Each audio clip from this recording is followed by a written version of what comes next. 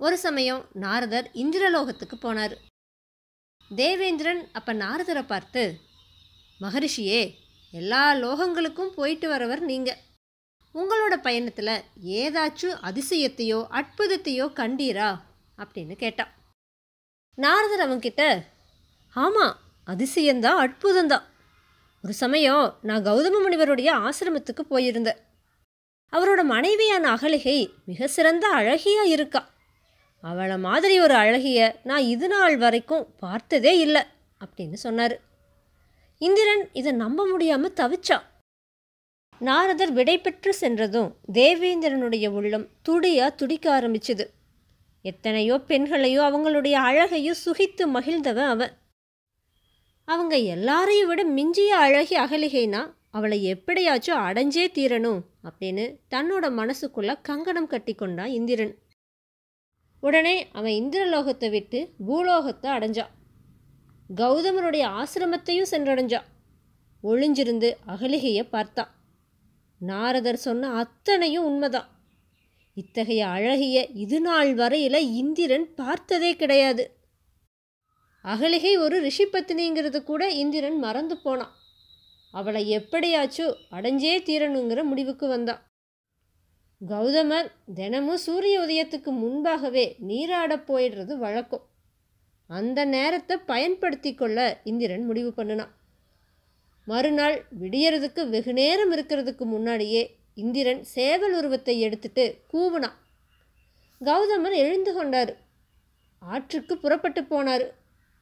அவர் வெளியே கிளம்பி போனதும் இந்திரன் கௌதமர் மாதிரி தோற்றம் கொண்டு ஆசிரமத்துக்குள்ள நுழைஞ்சா. கௌதமரை பார்த்த அகலிகை அதிசயித்து போனான். சுவாமி, இப்போதுதானே நீராட சென்றீர்கள், உடனேயே திரும்பி விட்டீர்களே அப்படின்னு வியப்பா கேட்டா. தேவி, விடுவதற்கு இன்னும் நிறைய நேரம் இருக்கிறது. நான் தவறாக கிளம்பி சென்று விட்டேன். அதனால்தான் திரும்பினேன். சரி, தூக்கம் போய்விட்டது. சிறிது நேரம் பேசிக்கொண்டிருக்கலாமான்னு கௌதமர் வேடத்தில் இருந்த இந்திரன் அகலிகையை பார்த்து கேட்டான். அகலிகை புன்னகை புரிந்தா.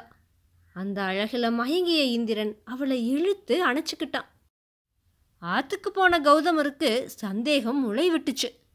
ஒருவேளை விடியறதுக்கு இன்னும் நேரம் இருக்குதோ அப்படின்னு அவர் யோசிச்சாரு. ஆகாயத்தை நிமிர்ந்து பார்த்தாரு.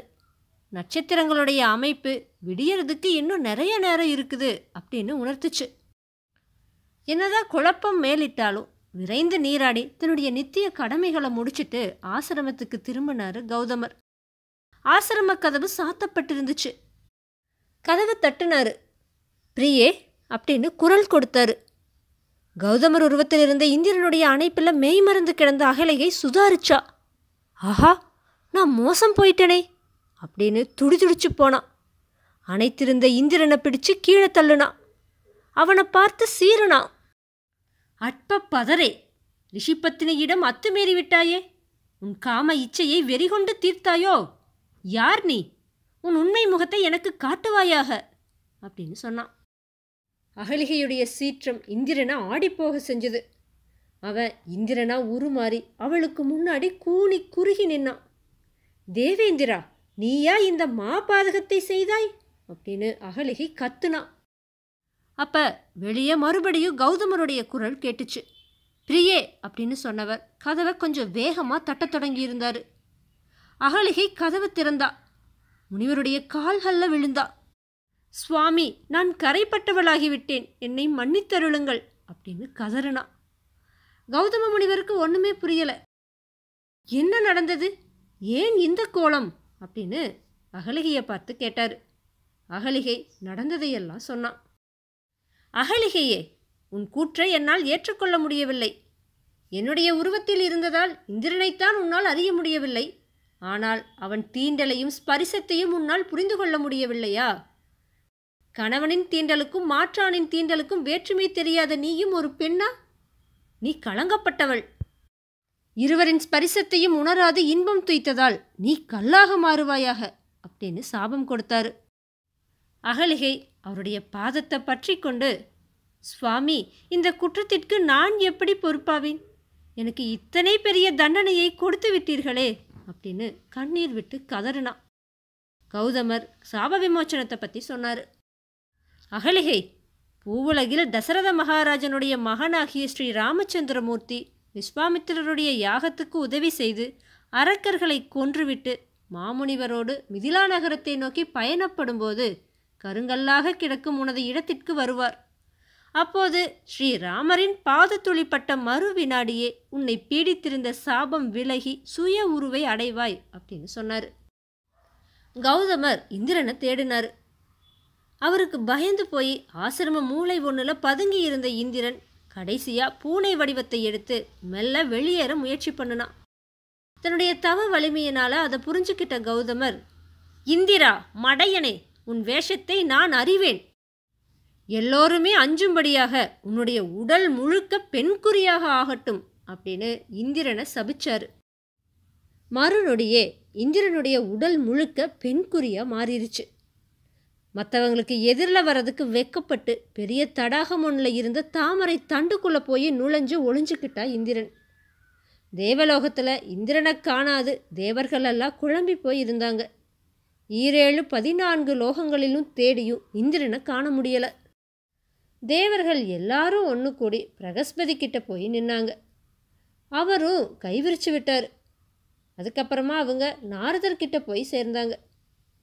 நாரதர் என்ன நடந்ததுன்னு அவங்களுக்கு விளக்கிட்டு தேவேந்திரன் ஒளிந்து கிடக்கிற இடத்தை பற்றியும் சொன்னார்.